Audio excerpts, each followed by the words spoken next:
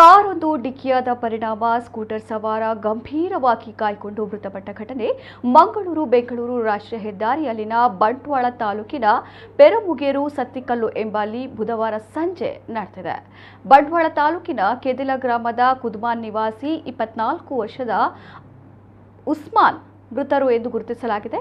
ವೃತ್ತಿಯಲ್ಲಿ ಪೈಂಟರ್ ಆಗಿದ್ದ ಉಸ್ಮಾನ್ ಅವರು ತನ್ನ ಸ್ಕೂಟರ್ನಲ್ಲಿ ಮನೆಗೆ ತೆರಳುತ್ತಿದ್ದು, ಸತ್ತಿಕಲ್ಲಿನಲ್ಲಿ ರಸ್ತೆ ಬದಿಯಲ್ಲಿ ಸ್ಕೂಟರ್ ನಿಲ್ಲಿಸಿ ಮೊಬೈಲ್ನಲ್ಲಿ ಮಾತನಾಡುತ್ತಿದ್ದರು. ಈ ವೇಳೆ ನೋಂದಣಿಯಾಗದ ಕಾರೊಂದು ಏಕಾಏಕಿ ಅವರ ಸ್ಕೂಟರ್ಗೆ ಡಿಕ್ಕಿಯಾಗಿತ್ತು. ಈ ಸಂದರ್ಭ ಸ್ಕೂಟರ್ನಲ್ಲಿ ಕುಳಿತಿದ್ದ ಉಸ್ಮಾನ್ ಅವರು ರಸ್ತೆಗೆ ಸೇಲ್ಪಟ್ಟು ಗಂಭೀರವಾಗಿ ಗಾಯಗೊಂಡು ಮೃತಪಟ್ಟಿದ್ದಾರೆ ಎಂದು ವರದಿಯಾಗಿದೆ.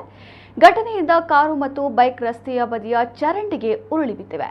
ಪುತ್ತೂರು ಸಂಚಾರಿ ಪೊಲೀಸರು ಸ್ಥಳಕ್ಕೆ ತೆರಳಿ ಪರಿಶೀಲನೆ ನಡೆಸಿದ್ದಾರೆ.